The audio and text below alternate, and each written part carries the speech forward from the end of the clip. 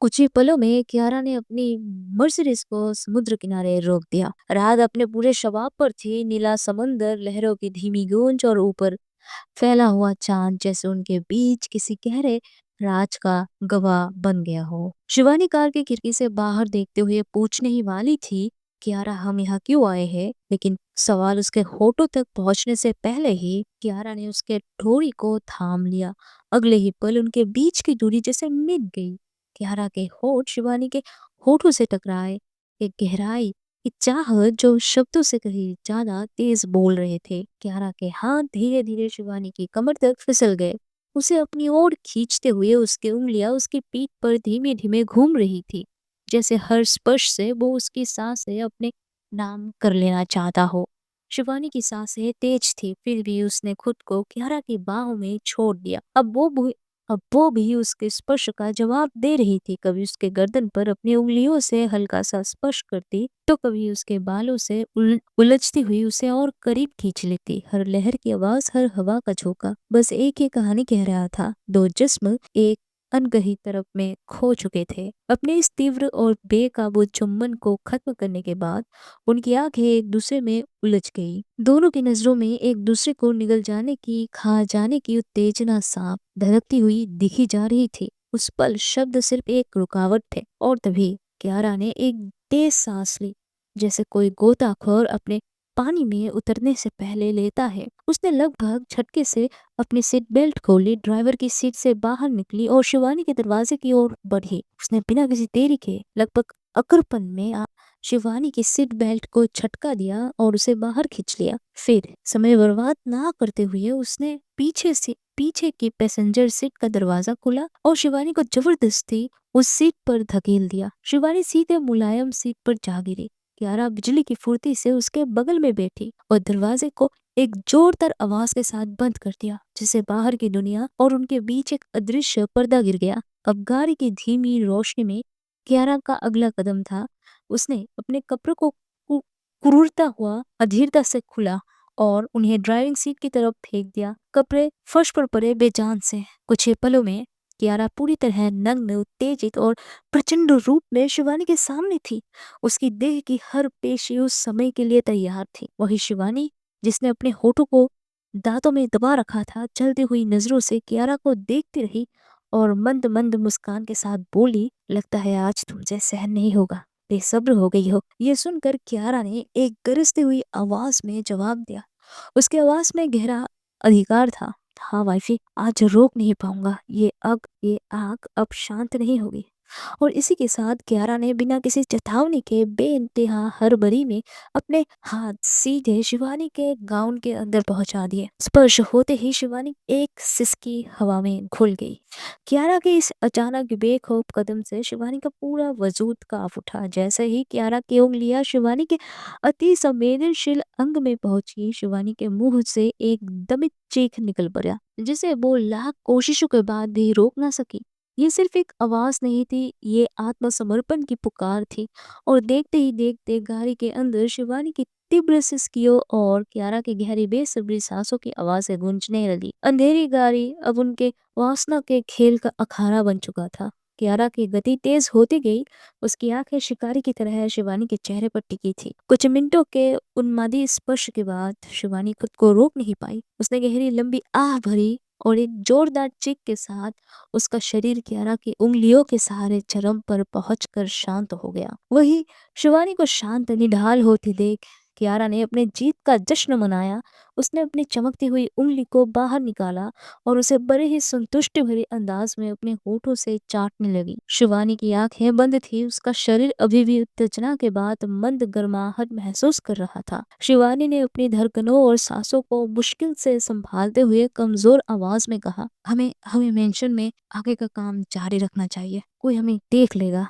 इस पर कियारा ने एक गहरी संतोष भरी सांस ली। उसकी नजरों में अभी भी काम की चमक बाकी थी। और इसी के साथ कियारा अपने अंदरूनी हिस्से की गर्मी को महसूस करती हुई सीट से उठी और ड्राइविंग सीट पर जा बैठी। वो अपनी शर्ट को पकड़ने ही वाली थी कि अचानक उसकी आंखें बड़ी हो गई और उसके मुंह से तेज फुसफुसाहट निकली। Oh shit! शिवानी, जो अभी अभी ठीक से बैठी थी, चौंक कर बोली, क्या हुआ? सब ठीक है ना? जिस पर कियारा ने हड़बड़ाते हुए लगभग डरे हुए लहजे में कहा, गाड़ी का ऑटोमेटिक बटन प्रेस हो गया लगता है। यह सुनकर शिवानी की आंखें भी अविश्वास से फटी रह गई। उसने जोर से लगभग चिल्लाकर पूछा, व्हाट? कौन सा बटन? कियारा ने लगभग दहशत में अपनी आवाज को नियंत्रण करने की कोशिश करते हुए दोहराया, ऑटोमेटिक बटन।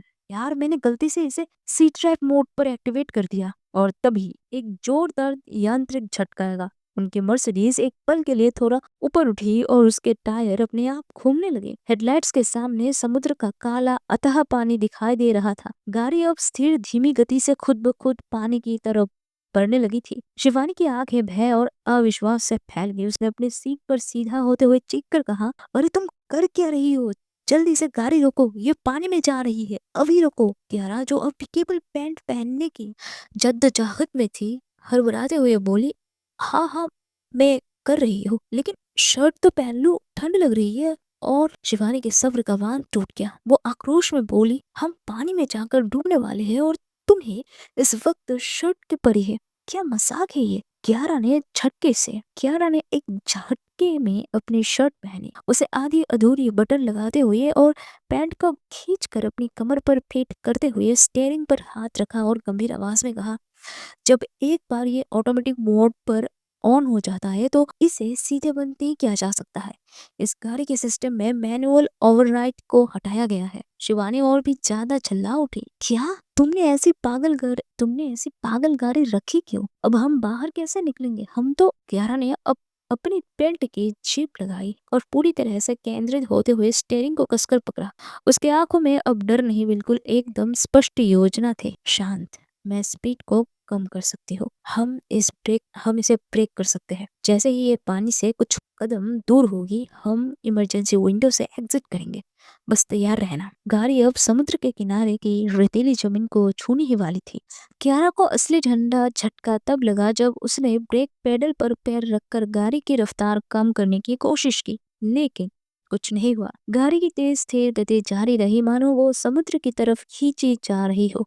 उसके चेहरे पर एक साथ शिकन और पसीना दोनों आ गए। उसकी आंखों में पल भर के लिए साफ डर दिखाई दिया। उसने हड़बड़ी में शिवानी की ओर देखा और उसकी आवाज में गहरी चिंता थी। ब्रेक और स्पीड कंट्रोल दोनों ही काम नहीं कर रहे हैं। सिस्टम पूरी तरह से जाम हो गया। शिवानी अब ज्यादा घबरा गई। उसकी आंखें फैली हुई थी और उसने पूरी पैनिक होकर पूछा, तो फिर अब क्या करें? क्या होगा हमारा? कियारा ने अपनी नजर गाड़ी की छत पर बने इमरजेंसी एग्जिट की ओर दोहराई। शिवानी ने भी उसी ओर देखा। शब्दों की जरूरत नहीं थी, उनके पास अब सिर्फ एक ही विकल्प बचा था। लेकिन जैसे ही कियारा ने अपनी सीट से उठने की जल्दबाजी की, गाड़ी के इंजन की आवाज में एक भयानक बदलाव आया और उसकी रफ्तार थोड़ी और बढ़ गई। कियारा के मुंह से खौफ भरा एक शब्द निकला, ओह नो, वो नो। लगता है सिस्टम पूरी तरह खराब हो चुका है। ये बेकाबू हो गई है। बिना एक पल गवाए वो झटके से अपनी जगह से उठी और पूरी ताकत लगाकर इमरजेंसी एग्जिट हैच को खोलने लगी। कियारा उस एग्जिट को खोलने में पूरी तरह व्यस्त थी कि तभी उसके कानों में शिवानी की तीखी डरी हुई आवाज गूंजी, कियारा, कियारा, कार पानी तक पहुंच चुकी है। कियारा ने पलटकर तेज नजर से गाड़ी के विंडशील्ड को की तरफ देखा। उनकी हेडलाइट्स अब काले समुद्र पानी को चीर रही थी। उसने अंतिम जानलेवा धक्का दिया और जोरदार धातुई आवाज के साथ इमरजेंसी एग्जिट खुल गया। बाहर की सर्द हवा तेजी से अंदर आई, लेकिन साथ ही खारे पानी की लहरें भी भीतर आने लगी थी। एग्जिट खुलते ही कियारा ने बिजली की तेजी से छलांग लगाई और गाड़ी की छत पर पहुंच गई। उसने तुरंत शिवानी की तरफ हाथ बढ़ाया और लगभग झटके से उसे ऊपर खींच लिया। जैसे ही शिवानी हाँफते हुए छत पर आई, कियारा ने उसे कसकर पकड़ लिया। उसकी आवाज अब शांत और निर्णायक थी। ठीक है, अब कोई चारा नहीं, मैं कूदने वाली हूँ, तुम मेरे पीछे ही रहना। और इतना कहकर उसने बिना रुके पानी में छलांग लगा दी। एक जोरदार छपाक हुआ। वे दोनों कमर तक गहरे ठंडे समुद्र पानी में एक साथ गिरे। कियारा ने तुरंत शिवानी को ढूंढकर पकड़ लिया। दोनों के शरीर तेज लहरों के बीच एक दूसरे का सहारा बन गए। वे अभी भीगते हुए सांसों को संभाल ही रहे थे कि अचानक कियारा ने अविश्वास भरी आवाज में खुद से कहा, इस गाड़ी को अभी ही बंद होना था। शिवा ने भव्य सिकोड़ कर उस तरफ नजर दौड़ाई जहाँ कुछ ही पल पहले अंधाधुंध विनाश था। उसने देखा कि उनकी काली मर्सिडीज अब किनारे से कुछ फीट दूर गहरे पानी में स्थिर खड़ी थी। उसका इंजन शांत हो चुका था। यह देखकर दोनों एक दूसरे की तरफ देखकर पहले तो हैरान हुए, फिर एक जोरदार उन्मुक्त हंसी उनके मुंह से फूट पड़ी जो उस रात के समुद्र तट पर गूंज उठी। उन्हें अचानक सब कुछ याद आने लगा। सबसे पहले उनका तीव्र बेकाबू रोमांटिक पल, फिर उस अचानक पैनिक और मौत का भय, और अब इस पूरे फसाद का अजीबोगरीब तरीके से समाप्त हो जाना। वे दोनों हंसते रहे, पूरी तरह भीगे हुए, सांस फूल रही थी, लेकिन उनके दिल में राहत और खुशी की एक तेज लहर थी। वे दोनों भीगे हुए, कांपते हुए, हंसी को दबाते हुए ठंडे पानी से बाहर निकले और रेतीले तट पर आ गए। कियारा ने अपनी सांसें सामान्य करते हुए सहजता में अपनी पैंट की जेब पर हाथ मारा और तुरंत ही उसका चेहरा उतर गया। उसकी आंखें चौड़ी हो गई, दहशत का एक नया झटका लगा। फोन, उसकी आवाज हकला गई। उसने शिवानी की आंखों में देखा, जैसे पुष्टि चाहती हो। फोन तो घर में छूट गया। शिवानी ने शांत मगर लाचार नजरों से कियारा को देखा। वो अब भी ठंड से कांप रही थी। और मेरा बैग तो विद्युत के पास है। कियारा कुछ पल तक कमर पर हाथ रखकर समुद्र समुद्र के सन्नाटे में और अंधेरे को देखती रही। यहाँ सब सभ्यता का कोई निशान नहीं था। उसने फिर उसने निश्चित आवाज में खुद से कहा, जैसे कोई योजना बना रही हो, ठीक है, घबराते नहीं, आसपास देखते हैं, ये समुद्र तट इतना वीरान नहीं हो सकता। आपातकाल के लिए कोई कॉल बूथ तो होना ही चाहिए। उसने शिवानी का हाथ अपने ठंडे भीगे हाथ में लिया और उसकी उंगलियों को कसकर दबाया। चलो वॉक करते हैं। उस आधी रात के गहन सन्नाटे और अकेलेपन में शिवानी और क्यारा एक दूसरे के हाथों में हाथ डाले उस वीरान किनारे पर कॉल बूथ ढूंढने निकल पड़े। उनके कदम रेत में धंस रहे थे और हर लहर की आवाज अब एक चुनौती लग रही थी। और कुछ ही पलों में दूर अंधेरे में उन्हें एक पुरानी रोशनी वाली कॉल बूथ की छाया दिखाई दी। मुक्ति की एक लहर उनके बीच दौड़ी। क्यारा झट से बूथ में गई, सिक्का डाला और तेज से किसी परिचित नंबर को डायल किया। जैसे ही दूसरी तरफ से आवाज आई, कियारा ने बिना रुके अधिकारपूर्ण लहजे में कहा, तुरंत आ जाओ, मैं लोकेशन भेज रही हूँ, हम यहाँ बीच में फंस चुके हैं, जल्दी आ जाओ। तो दोस्तों, ये थी आज की कहानी एंड मुझे उम्मीद है आपको पसंद आई होगी। कैसी लगी मुझे कमेंट्स में बताना और इस चैनल को सब्सक्राइब कर देना, मुझे प्रतिदिन पे फॉलो कर देना जल्दी जल्दी अपडेट्स के लिए। या तो अगर आप हमारे मेंबरशिप को ज्वाइन करना चाहते हो तो कर सकते हो। Bye bye.